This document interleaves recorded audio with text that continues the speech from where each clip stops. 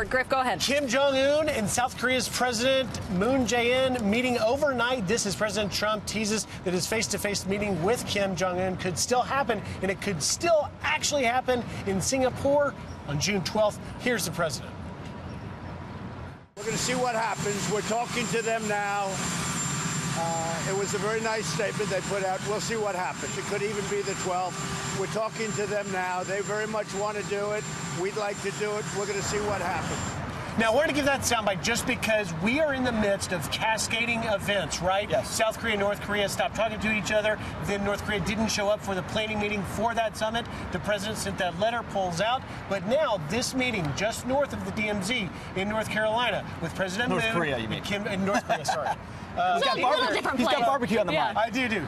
It's very significant because we are told, and this is initial reports, that they did discuss the summit still taking place. So we've got the photos coming into our newsroom. This is breaking news. This is the first time the two leaders have met, as you said, Griff, since the president pulled out of that meeting. You remember this all started back in April, the first time these two leaders met. They met on the DMZ, but it was South Korean soil. It was the first time Kim Jong-un stepped foot on South Korean soil in decades. This time, overnight, the meeting happened, as we're told, still at the DMZ, but on the North Korean side. Yeah. So we don't know exactly what was said in this meeting between these two leaders, but what I will say is the president of South Korea talks all the time with President Trump. They know exactly where they want to go with this summit. They want to communicate together on this. So it's really important to make sure they're on the same page, talking with Kim Jong-un, because they've got to have the same understanding of what it means to denuclearize. That's what it's all about. And you can play a little good cop, bad cop. You know, right. You're working together on this. But it's clear Kim Jong-un wants that meeting with President Trump. Right. I mean, this is a reiteration of that. Okay, we'll come back to the table. Oh, just kidding. All that bad stuff we said about John Bolton, all that bad. We'll take that back. I mean, ultimately, President Trump is setting the terms of this discussion because the end state is a really, really, really difficult one, which is getting a brutal, terrible dictator to actually give up his nukes. Right. I mean, that doesn't happen. Which would be very difficult if you give the context. Remember, this all starts in 1994 with Bill Clinton, and we've essentially appeased North Korea. Yes. They've tried to say they're going to back away. But now we're talking about the most historic meeting between the President of the United States, the leader of North Korea, and actually bringing peace on the Korean Peninsula. But here's the thing.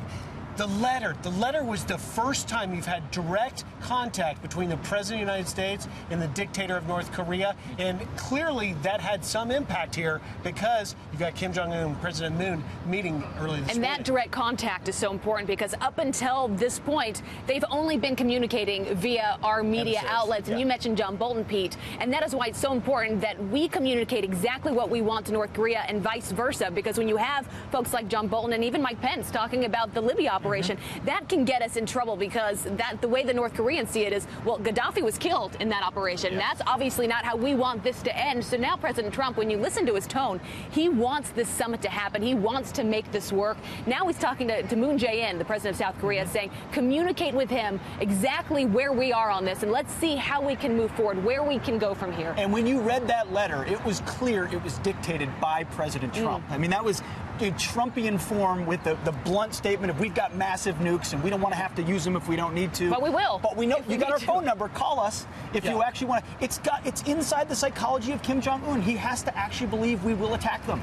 Yeah. That we will bomb North Korea to prevent that. And if he does, then he'll come to the table and say, all right, let's figure this out. And that is the key, getting to the table. Now, Democrats, you saw Nancy Pelosi and others have criticized the president for basically giving Kim Jong-un what he wants. He wants international status. Yeah. He wants to be seen, and he's, having to essentially give up nothing other than shutting that nuclear site, which we don't have any proof that it actually did do anything. But, the fact that this letter and these events, the way the president and this White House has strategically played it, has gotten them to the table. It was called off by the president. Now you see these talks. You're going to hear a lot more about this story this weekend. And don't forget, this is a development that is very significant. And you talk about all the pieces that are involved and what a delicate balance this is. We haven't even talked about China.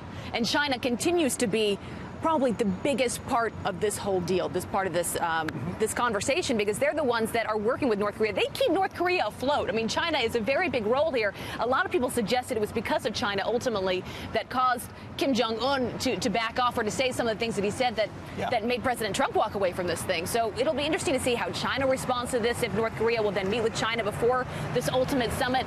There are a lot of things at play here and a lot of personalities. Because the last time North Korea met with China, they came out singing a different tune. Right. Because Remember President that? Xi, exactly. He so took that train ride to Beijing. A lot of different moving parts here, but you look at that embrace right there. That's two peoples who have been pointing guns at each other for 70 years with a war that never ended. A lot of families separated by that DMZ that would love to see that denuclearization and even reunification potentially represents a lot of history, that photo. So right there. everyone out there who says this thing has failed, that, you know, this is a failure on the president's part, let's be very careful, because this is about potentially creating a lot more peace on the world stage. And you see these leaders there. This is breaking news happening overnight. These things take time. A lot gets put into an ultimate summit if it comes to that. A lot of it takes patience. So everyone needs to take a backseat here, let this play out, let diplomacy do what diplomacy does. And honestly, trust the president. That is his role. Trust the advisors around him. And you all want to hope for the very best here.